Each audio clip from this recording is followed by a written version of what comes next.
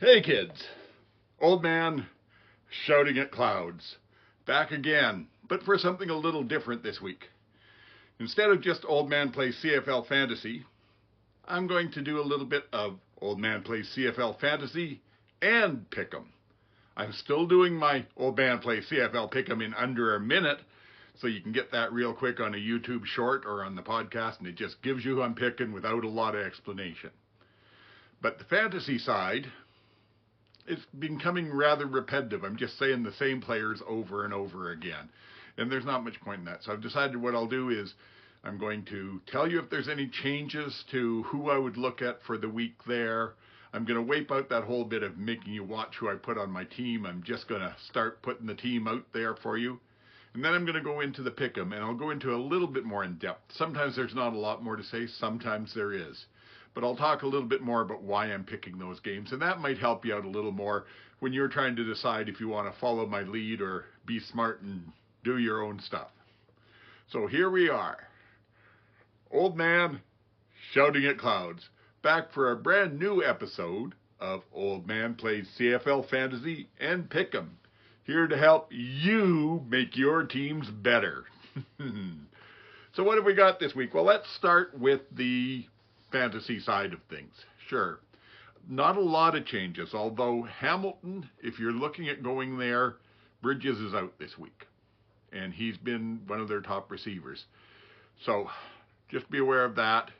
I've taken Bo the last couple of weeks, and I do think, well, we'll get to stuff in Pick'em. I think it's going to be a different game than people are expecting between Winnipeg and Hamilton, but I'm not going with Bo anyway, just because that Winnipeg defense is kind of furious. So to Winnipeg, I did go with Brady Oliveira. He's a good back. He'll always get you some yardage, and I think against Hamilton, we can count on that.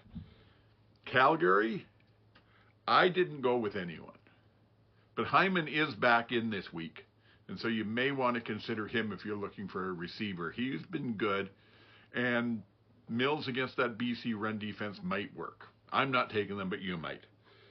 BC, McInnes, looks good. Sandback, on the other hand, I think against that Calgary rush defense, there he's going to have a whale of a game.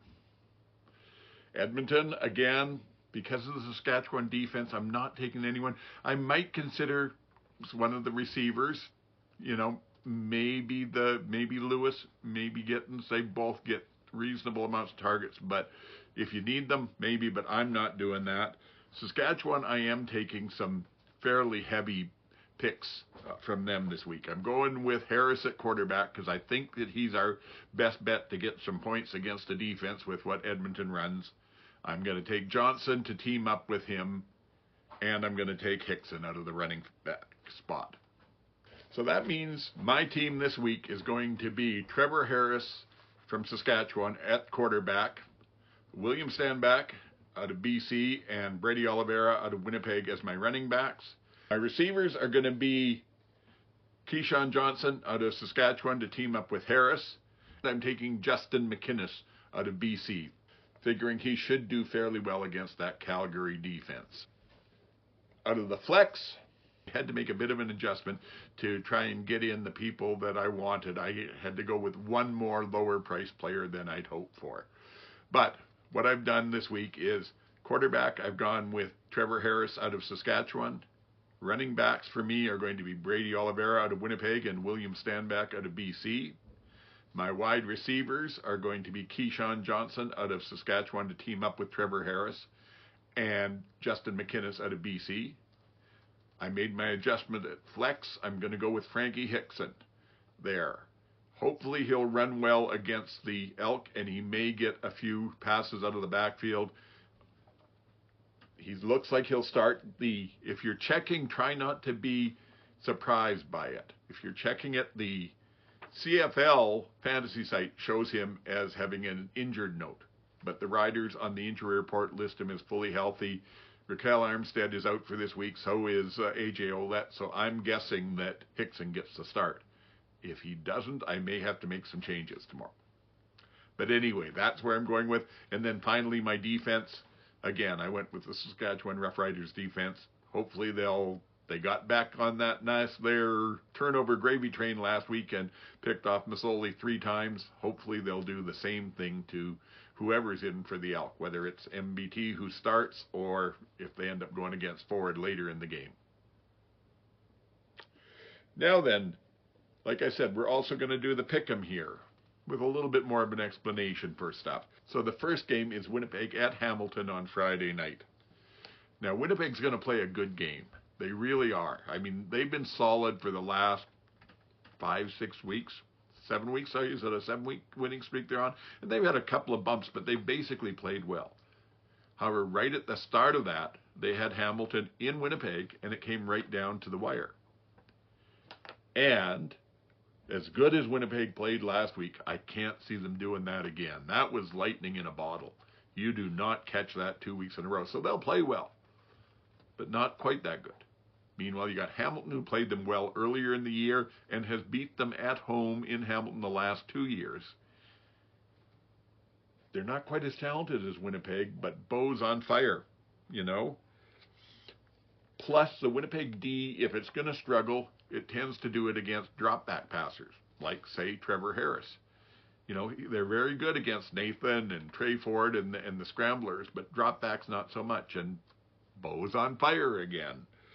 So, you know, I'm going to take a chance on this one. This is not something I can necessarily justify to you other than sometimes the pick'em comes down to my gut, and I find I'm usually pretty lucky with that. So my pick here, I'm picking Hamilton for the upset at home.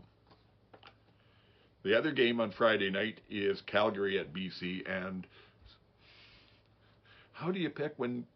I mean, Calgary has been consistently bad, but they show the odd bit of flash, and BC's all over the place. Are they going to get the BC team that played Montreal or the one that played Hamilton last week? Because frankly, I don't know.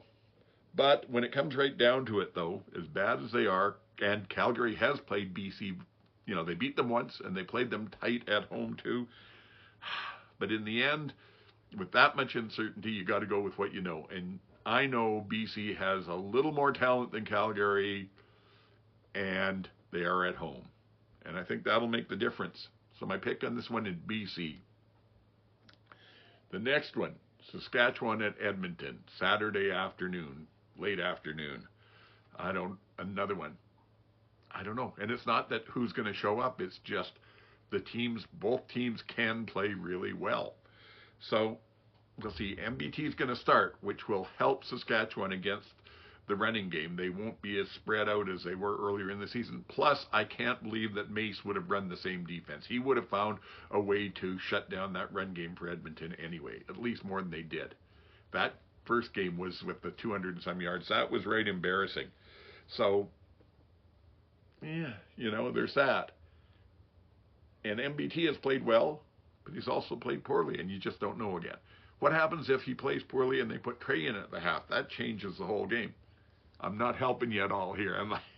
This is what I went through. This is back and forth. And in fact, when I see the depth charts tomorrow, I may even change my pick here. I'm that uncertain. But for right now, based on where they're at, both these teams need it. The Elk are trying to stay alive in the playoffs. Riders are trying to stay ahead of BC and get themselves a home playoff game and maybe by some miracle even get ahead of the Bombers, although we're not counting on that. So what's it going to be? My heart tells me Saskatchewan, and my head can't argue. So that's who I'm going with. That's it. That's pretty much what we've got now. So again, to recap fantasy, we're going with Trevor Harris, Brady Oliveira, William Stanback, Keyshawn Johnson, Justin McInnes, Frankie Hickson, and the Saskatchewan defense. And pick 'em, we're taking Hamilton, going out on a limb here, taking Hamilton against Winnipeg, taking BC against Calgary, and Saskatchewan against Edmonton. Only the 3 games this week made fantasy a little bit harder. I don't know if it makes pick 'em any easier or not. I think last time there were 3 games, I went 0-2-1 because there was a tie in there. and it looked like an easy week to pick. So if you've enjoyed this, if it's been helpful to you at all, one of the things I've learned is how to put a little subscribe button down there on YouTube, if you're on YouTube. If you're on podcast, just subscribe to me through your podcatcher. But YouTube, you can do it right here without even getting out of the video, from what I'm told. I haven't tested it yet. Anyway, that should be working. Please subscribe. Help me out here. Share this with your friends, anybody that might get any use out of it. Leave a comment. Hit the like button. You know, that all that helps. Let's get us together, you and me together, get the algorithm helping me out. Make this show bigger, wider, more popular, and who knows, the sky's the limit. So, best of luck with your fantasy and your pick'em for this weekend. I hope we all get to see a bunch of great CFL games. It's coming down to the playoffs, it's coming down to the wire, and it's getting interesting. So have fun, get ready to embrace the chaos. And until next week, get the hell off my lawn.